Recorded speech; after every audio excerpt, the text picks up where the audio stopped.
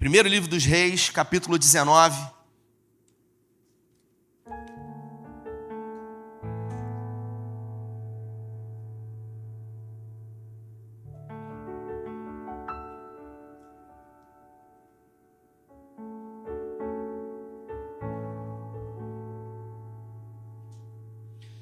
Versículo 1, a minha tradução diz assim: Acabe fez saber a Jezabel tudo quanto Elias havia feito, e como matara todos os profetas à espada. Então Jezabel mandou um mensageiro a Elias, a dizer-lhe: Façam-me os deuses como lhe aprouver, se amanhã a esta hora não fizer eu a tua vida como fizeste a cada um deles. Temendo, pois, Elias levantou-se. Você pode repetir comigo? Temendo. Isso. Pois Elias levantou-se e, para salvar a sua vida, foi e chegou a Berseba, que pertence a Judá, e ali deixou o seu moço. Eu vou repetir. E ali deixou o seu moço. Ele mesmo, porém, se foi ao deserto, caminhando de um dia, e veio e assentou-se debaixo de um zimbro, e pediu para si a morte, e disse: Basta, tome agora, ó Senhor, a minha vida, pois não sou melhor do que os meus pais. Deitou-se e dormiu debaixo do zimbro, e eis que o anjo o tocou e lhe disse: Levante e come. Olhou, e ele viu junto à cabeceira um pão cozido sobre pedras em brasa e uma botija com água. Comeu e bebeu, e tornou a dormir. Voltou a segunda vez o anjo do Senhor, tocou-lhe e disse: Levante-se, come, porque o caminho te será de sobremodo longo. Levantou-se, pois, comeu e bebeu, e com a força daquela comida caminhou 40 dias e 40 noites até Horebe, o monte de Deus. Se você pode, feche seus olhos. Pai, essa é a tua palavra, e nessa noite em graça pedimos que o Senhor fale conosco, que o Senhor tenha liberdade na nossa mente e no nosso coração, que a tua palavra, que é viva e que é poderosa, tão logo ao sairmos daqui, Senhor, como eu sempre peço, possa ser colocada em prática diante dos desertos que temos vivido nas nossas vidas, em nome de Jesus. Como eu disse, todos nós em algum momento passamos por cavernas. Homens antes de nós passaram, alguns estão passando e outros depois de nós passarão. É claro que ninguém gosta e ninguém quer viver ou estar dentro de uma caverna, mas isso é inerente à natureza humana, porque viver também é estar em sofrimento. Se você parar para analisar, o crescimento humano exigirá de nós, Júlia, sofrimento, porque somente as crianças, elas crescem no conforto.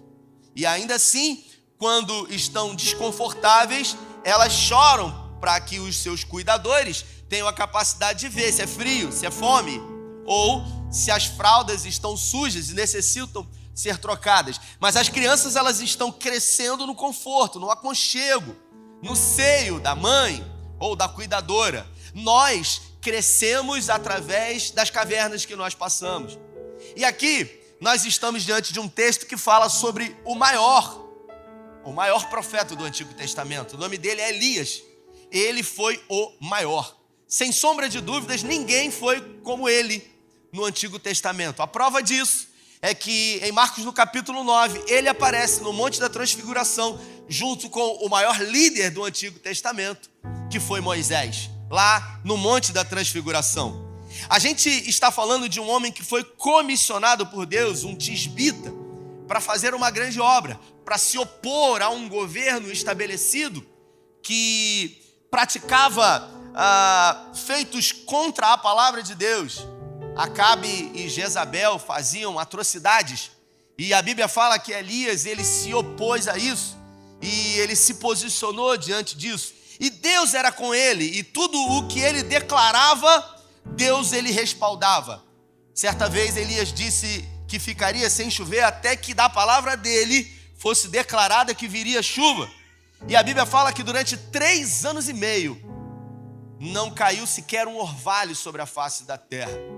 Só que quando nós estamos em um processo, quando nós estamos em uma caminhada para um propósito, nós passamos por fases, nós passamos por temporada das nossas vidas.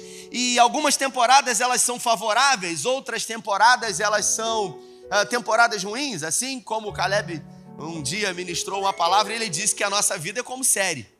E se você já maratonou alguma série da Netflix ou de algum dispositivo, você entende o que eu estou falando. Porque algumas temporadas de série, elas são temporadas de medo, de pavor, de ansiedade, de preocupação. Outras temporadas são temporadas onde você percebe que o vilão ele está predominando a todo momento. E a gente acaba percebendo que a nossa vida também é assim. As temporadas, elas vão exigir de nós, em algum momento, avançar, esperar ou retroceder. E isso faz parte. Isso é inevitável nas nossas vidas. Aqui, Elias ele foi comissionado por Deus para se opor ao governo atual. E depois de muito trabalhar, depois de muito fazer, depois de muito Deus usar o poder dele através da vida de Elias, o que aconteceu com ele? Ele se tornou alguém cansado. Ele se tornou alguém que perdeu a capacidade de reconhecer que quando as circunstâncias saem do nosso controle, nunca sairão do controle de Deus. Ele havia desafiado 850 profetas no Monte Carmelo. Você imagina um homem que desafiou 850 profetas e ele venceu. E ele matou a espada a esses 850 profetas. Mas depois disso, Jezabel fez uma promessa dizendo, Caleb, que iria ceifar a vida dele. E a Bíblia fala que ele, por temer a sua própria morte, ele fugiu. A verdade é que Elias, ele não temeu somente a sua morte. É como um copo de água que em algum momento, ao ser gotejado continuamente, ele começa a se encher. E ao estar cheio, em algum momento, a última gota vem e transborda, Jefferson, esse copo. E aí nós temos dois caminhos, avançar ou recuar. E a Bíblia fala que Elias, ele fugiu. Existem cavernas que Deus nos leva para essas cavernas. São cavernas que Deus nos leva para aperfeiçoar os talentos que Ele nos deu. E existem cavernas que nós é que fugimos para essas cavernas. Por exemplo, a Bíblia fala que Moisés, ele foi para a caverna da fuga. Moisés, ele sabia que havia um propósito na vida dele. Ele foi colocado dentro do palácio, foi criado pela filha de Faraó para um legado, para libertar o seu povo. E ele sabia disso. Ele sabia do clamor dos seus irmãos.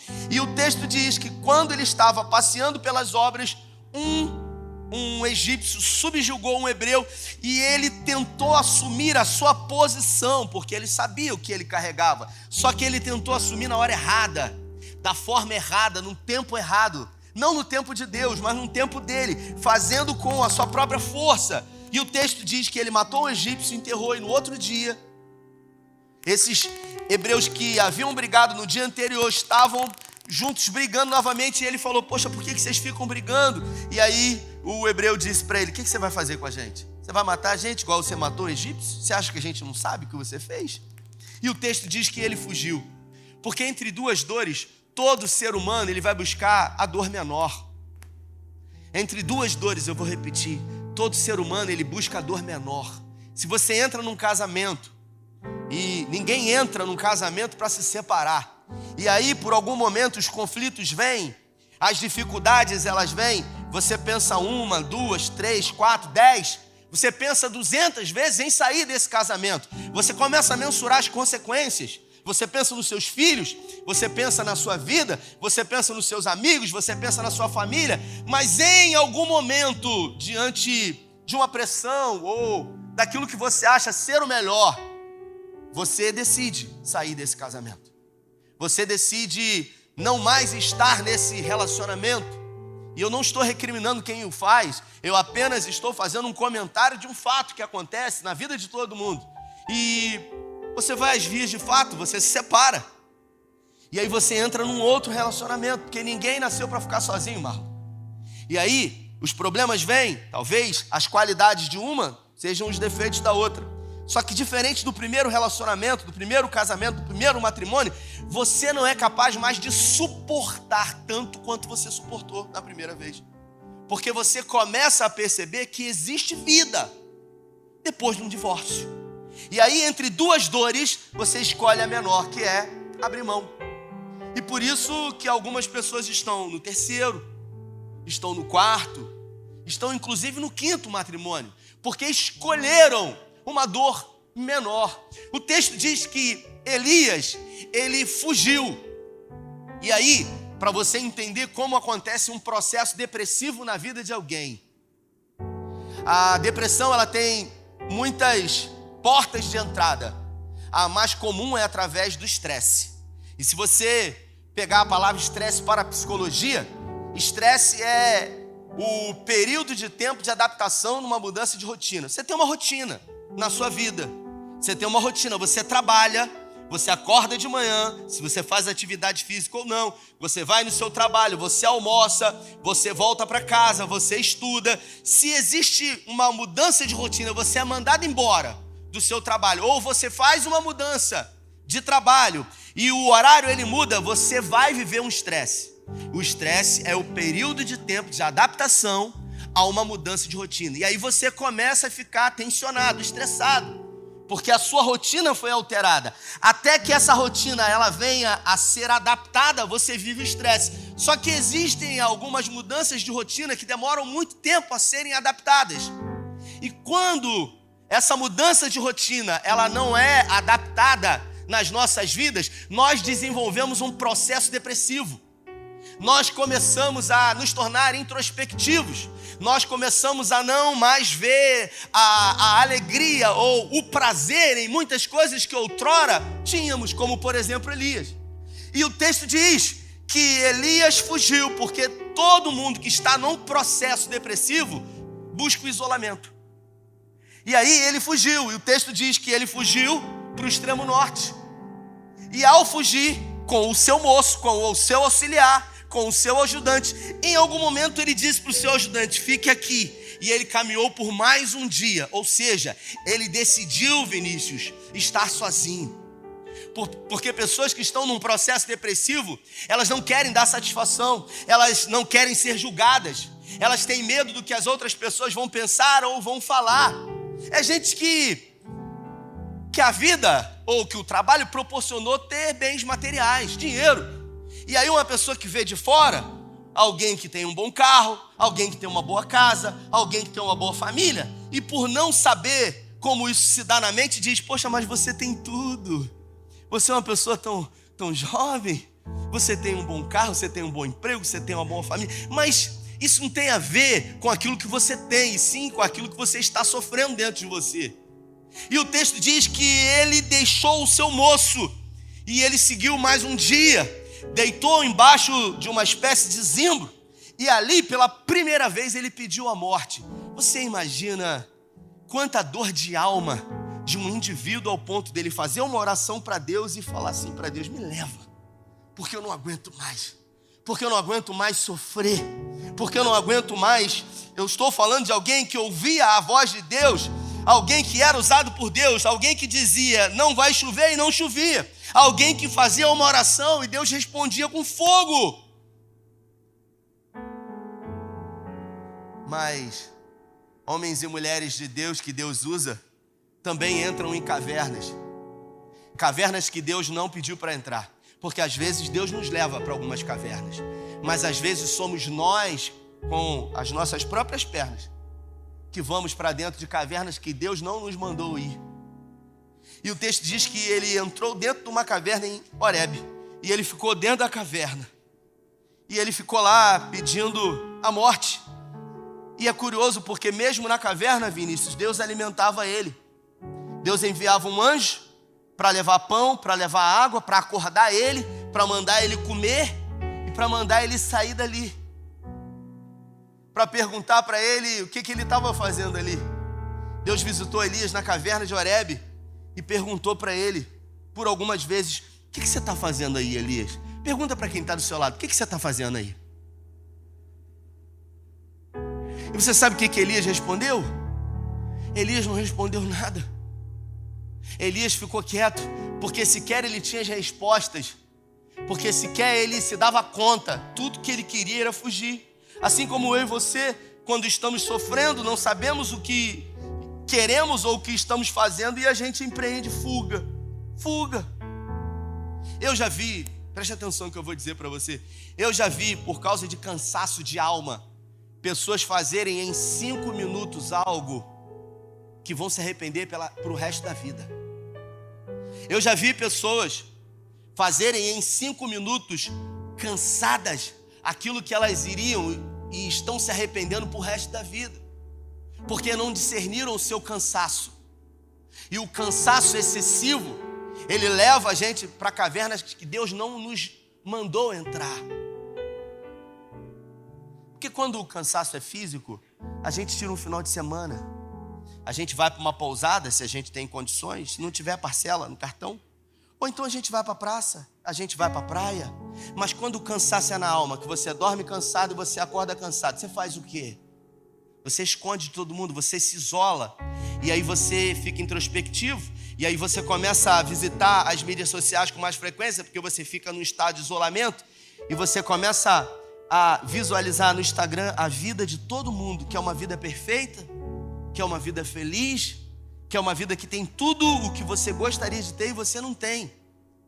E aí isso produz mais isolamento, mais sofrimento em você, e a gente começa a se autocomiserar, a gente começa a ter pena da gente mesmo, a gente começa a olhar para a gente e ver que a gente não é digno, que o porquê que está acontecendo isso na nossa vida. E Deus visita Elias e fala para ele: Elias, o que você está fazendo aí?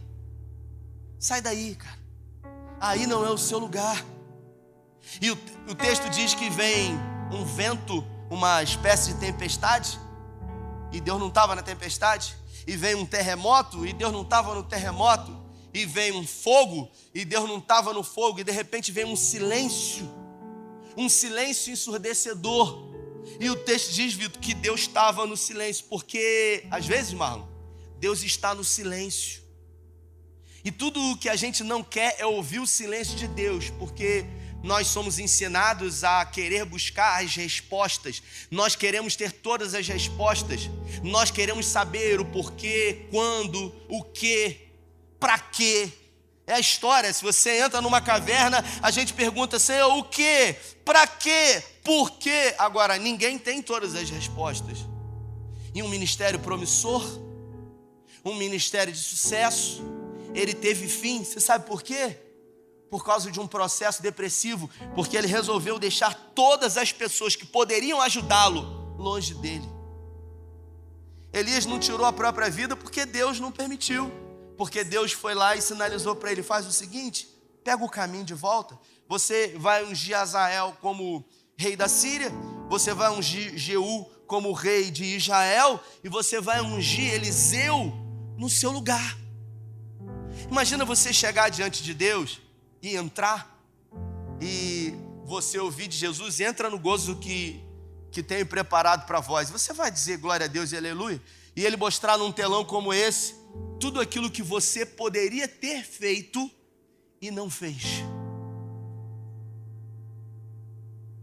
Porque Deus não vai nos cobrar segundo o padrão de comparação do outro.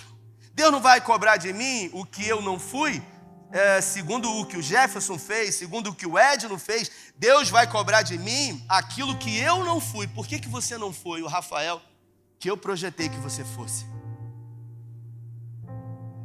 E a gente é especialista em dar desculpas, mas com Deus a gente não tem como se justificar. Essa é uma caverna que Elias entrou e que não era para ele ter entrado. Deus não enviou ele para essa caverna. Existem cavernas, como eu disse, que é o nosso Deus que nos envia. E eu vou falar sobre uma outra caverna aqui, nesses poucos minutos que tenho, que se encontra, você não precisa abrir, no primeiro livro de Samuel, no capítulo 22, no versículo 1. Davi retirou-se dali e se refugiou na caverna de Adulão. Quando ouviram isso, seus irmãos e toda a sua casa desceram ali para ter com ele. Ajuntaram-se com ele todos os homens que se acharam em aperto, e todo homem endividado, e todos os amargurados de espírito. E ele se fez chefe deles, e eram com ele uns 400 homens. Aqui nós vemos um período onde Davi precisava passar por uma caverna para chegar a um lugar de propósito de Deus na vida dele. Com 17 anos de idade, ele recebeu um óleo, uma unção. E todas as vezes que a Bíblia fala de unção, ela fala de preparação. Ela fala de chumbo grosso. Ela fala, se prepara que vem bomba. E a Bíblia fala que ele foi ungido. Jesus foi ungido para ir para a cruz. Davi foi ungido para enfrentar Golias e durante 17 anos fugir de Saul. Seminário teológico não forma um pastor. Seminário teológico forma um teólogo. O pastor, ele é formado não num púlpito. Teve um irmão uma vez que me disse o seguinte: poxa, eu já estou aqui há tanto tempo e eu tenho um chamado pastoral na minha vida e você não me dá a oportunidade para que eu possa desenvolver o meu chamado pregando a palavra. E eu disse para ele: meu irmão, a gente tem um restaurante de graça aqui, cara, que todo dia carece de pessoas para pregar. Não se forma um pastor diante dos holofotes de um domingo à noite. Se você quer realmente ser formado um pastor, é só você assumir uma comunidade de fé. Em algum tempo, o seu telefone celular, com as mensagens que você vai receber e com os atendimentos que você irá fazer, vai formar um pastor. O pastor Silmar Coelho, ele diz que quando a gente quer extrair azeitona, ou melhor, quando a gente quer extrair azeite, a gente espreme as azeitonas. Quando a gente quer extrair o carvão, a gente coloca o diamante, a gente coloca o carvão sobre forte pressão. Quando a gente quer formar um pastor, a gente espreme um homem de verdade. Muitas foram as vezes que diante de pessoas abrindo o seu coração, eu não soube o que falar. E até hoje às vezes acontece isso. Eu não soube o que dizer. Isso mostra que eu sou humano e que eu não tenho todas as respostas. Mas uma coisa eu sei, que o Senhor não perde o controle quando a gente perde o controle. Davi não sabia o porquê, mas ele se refugiou na caverna de Adulão com 400 homens angustiados de alma. E o texto diz que Davi estava também angustiado de alma. E o texto que eu li disse que a família de Davi, quando ficou sabendo que ele estava angustiado de alma, aqueles que o haviam rejeitado por muito tempo, decidiram ir ter com ele na caverna. Davi não se isolou, Davi não fugiu, Davi não se escondeu, ele se juntou a pessoas que estavam vivendo o que ele estava vivendo. E a Bíblia fala que ele se tornou líder desses homens.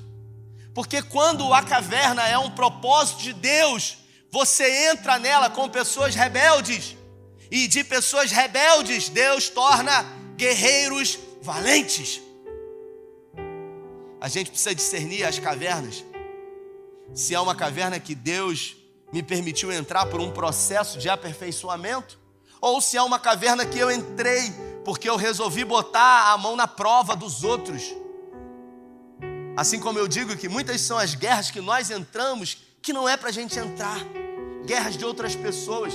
A gente tem uma quantidade de energia e a gente quer gastar essa energia com a guerra de outras pessoas que não são a nossa.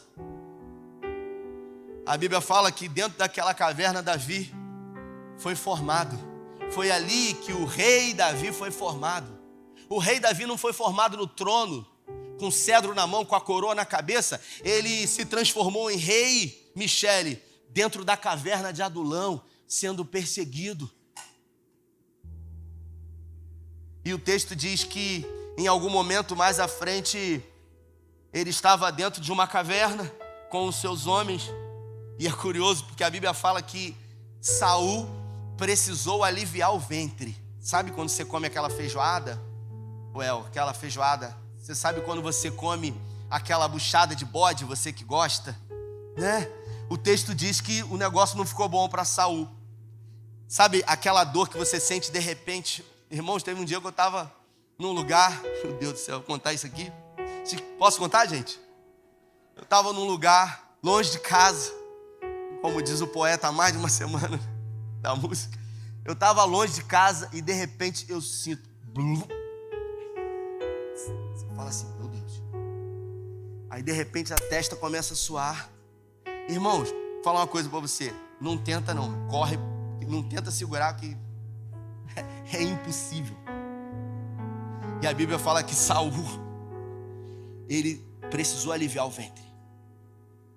Ele entrou, está na sua Bíblia, ele entrou dentro da caverna. Quem que estava lá dentro da caverna? 400 homens de Davi, mais Davi. Saul entrou sozinho.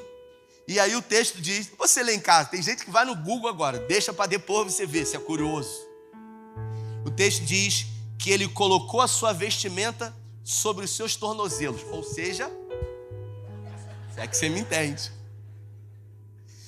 Ele ficou naquela posição, e aí o que aconteceu? Davi se aproximou de Saul, que estava dentro da caverna aliviando o ventre. Não sei como é que estava a situação ali, né? E aí ele chegou e cortou um pedaço da vestimenta. Mas ele poderia ter matado Saul, sim ou não? Sim ou não, gente? Por que Davi não matou Saul? Porque Davi sabia que todo o processo na vida dele estava levando ele para um lugar que era o propósito de Deus. Romanos 8, 28. Se você ama a Deus, todas as coisas cooperam para o bem daqueles que amam a Deus, são chamados segundo um propósito. Davi poderia ter matado Saul, mas ele não fez porque Deus não precisa de ajuda. Porque Deus estava testando a humanidade de Davi, a capacidade de ser humano com o outro, a capacidade de reconhecer a autoridade do outro. Ele iria ser colocado numa posição que precisaria ser testada a humanidade. Tem pessoas que não tiveram nada na vida, e quando elas receberam muito pouco, elas já se deformaram, elas já deixaram de ser quem elas eram. Um dia eu estava num restaurante com o irmão lá no Rio, lá no Niterói, aquele Coco Bambu, nunca tinha comido lá. O irmão me levou para comer lá no Coco Bambu, e um dia antes eu estava comendo um fricassê com os irmãos no SEI de Maricá. E a comida boa, e eu falei para ele, meu irmão, a comida aqui é maravilhosa, o ambiente é maravilhoso, mas para mim está aqui. E eu falei isso diante do Senhor, no Coco Bambu, ou tá com os irmãos comendo um fricassê, para mim não muda nada. Não muda nada. É claro que a gente se alegra, mas não quer dizer nada, irmãos.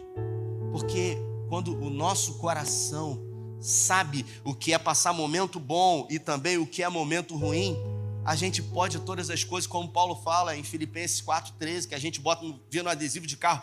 Posso todas as coisas naquele que?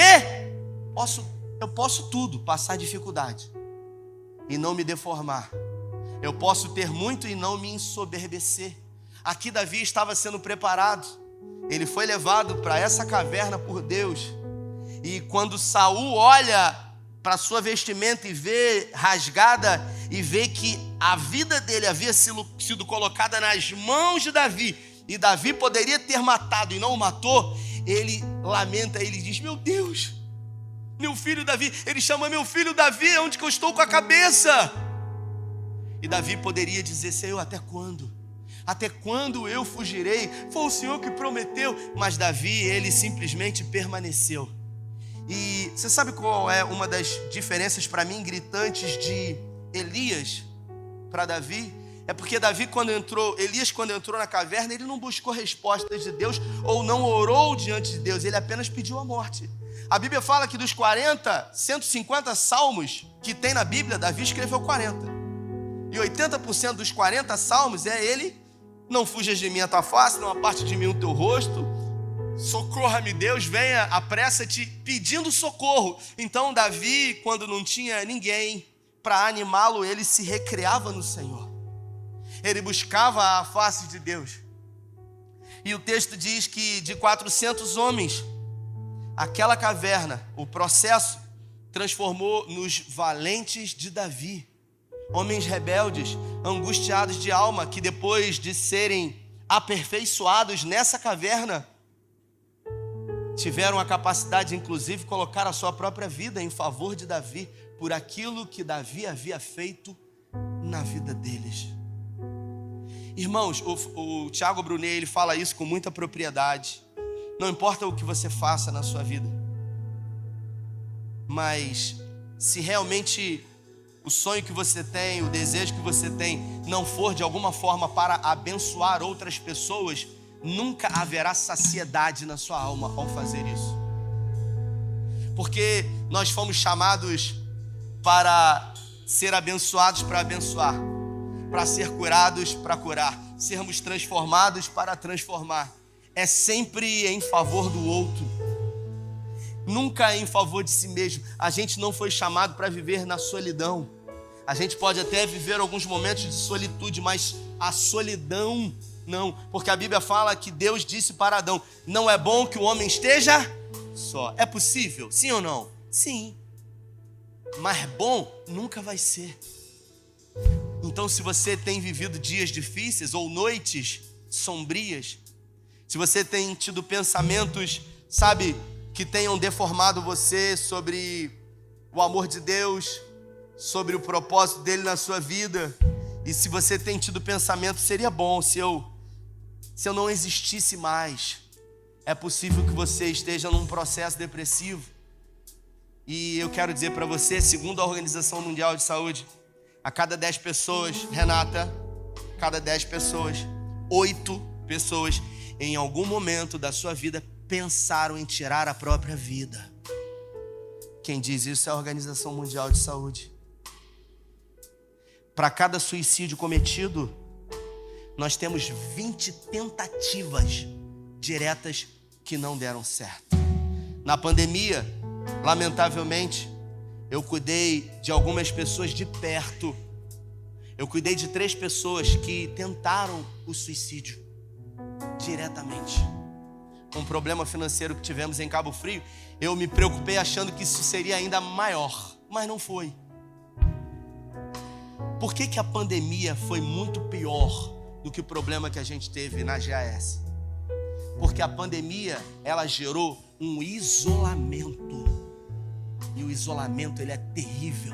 Eu não estou dizendo que esse problema financeiro é menos ou mais. Eu estou dizendo que o isolamento, ele é um dos estágios finais para quem está sofrendo de doenças da mente que somatizam no corpo, chamadas de doenças psicossomáticas.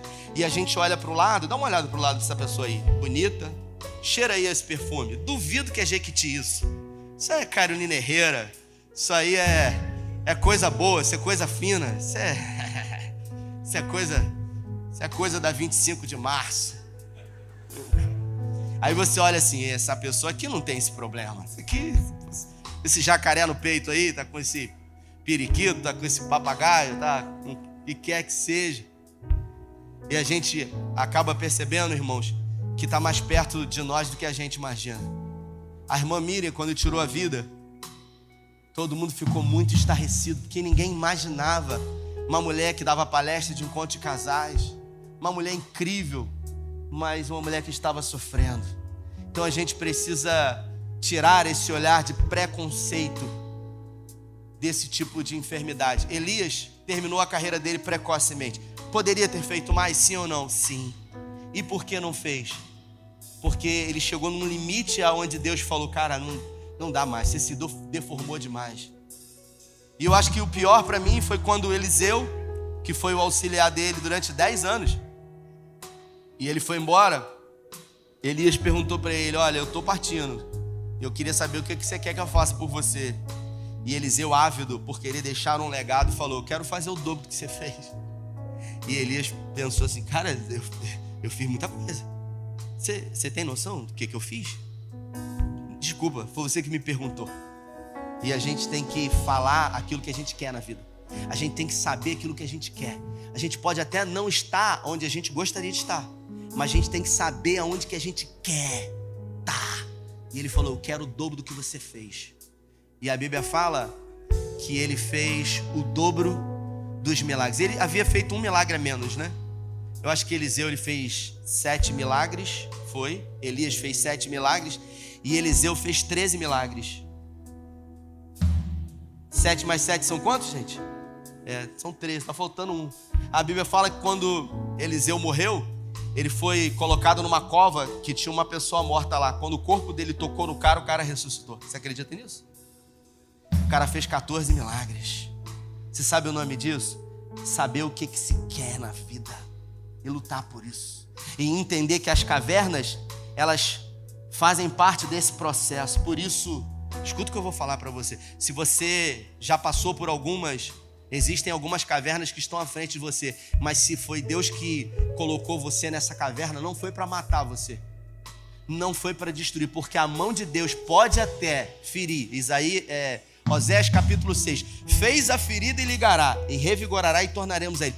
A mão de Deus pode até ferir, mas não mata. O que mata é a mão do diabo. Então não tema a mão de Deus. Se coloque de pé.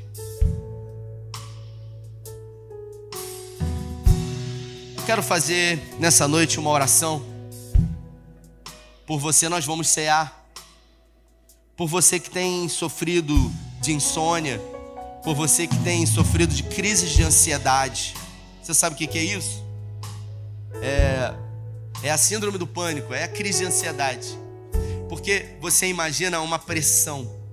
Você imagina uma panela de pressão. Você liga o fogo, você tampa aquela panela e você coloca o pino que está ali em cima. Em algum momento aquela água começa a ferver, sabe? E aquela água com a fervura, com aquilo que está dentro, ela começa a emitir gases.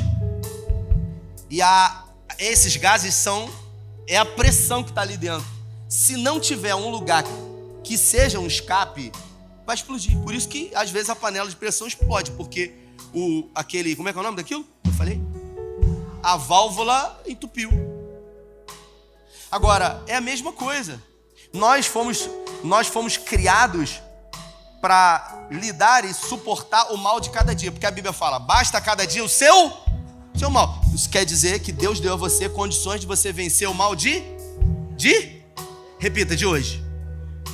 Foi Deus que deu.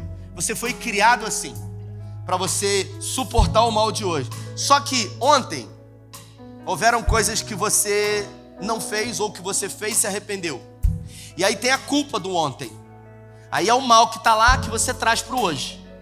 E aí tem a situação que não aconteceu do amanhã, que te preocupa, que é a ansiedade. Aí tem o mal de amanhã. Aí você tem o mal de hoje, com o mal de ontem, com o mal de amanhã. São quantos? 3. A Bíblia fala que você consegue suportar a cada dia o seu, mas tem 3, cara. Você não vai suportar isso. Em algum momento a panela de pressão ela começa a ferver, que é você. Então, essa pressão ela precisa ser canalizada em algum lugar. Tem gente que infarta, tem gente que tem um derrame. É isso que acontece. E aí tem gente que tem uma crise de ansiedade. Seu coração acelera, a sua mão começa a ter sudorese. Você acha que você vai morrer. Você fala, meu Deus, eu vou morrer. Quando a minha mãe morreu, eu nunca disse isso aqui. Quando minha mãe morreu em outubro do ano passado, despertou um gatilho em mim. Por tudo aquilo que eu vivi com ela, ela me criou, cara. Minha família foi embora, tinha 8 meses, mãe e pai. Então aquela mulher, ela me criou. E durante 3 anos ela ficou em cima de uma cama. Eu trocava fralda, eu dava comida, eu dava banho. 96 anos. Então quando ela morreu, não foi a morte. Uma pessoa que está já há 3 anos em cima de uma cama, há 96 anos. Mas eu estava lidando com muita coisa ali, emocionalmente, da minha história. E eu me lembro que uma semana depois, eu ali naquele sinal da Ricamar, eu tive uma crise de ansiedade. Segurei no volante, os carros buzinando, por ser da área, eu entendi o que estava acontecendo comigo e eu tinha 2 caminhos, ou fugir, falar, não vou para a igreja, eu não estou bem, ou eu vou buscar ajuda. Não, mas você faz terapia. Pois é, eu precisei ir no psiquiatra. Entende? Que isso, pastor? Porque nós somos humanos. A nossa humanidade não pode ser roubada de nós, porque senão você já se perdeu, irmão. Ninguém, repita comigo, ninguém é forte o tempo todo. Então eu quero orar com você. Eu não quero expor você, mas eu queria que você fechasse os seus olhos. E se foi o Espírito Santo que falou com você hoje, através dessa mensagem, no seu lugar, eu não vou chamar você à frente, mas eu quero que você reconheça para Deus que você precisa de ajuda.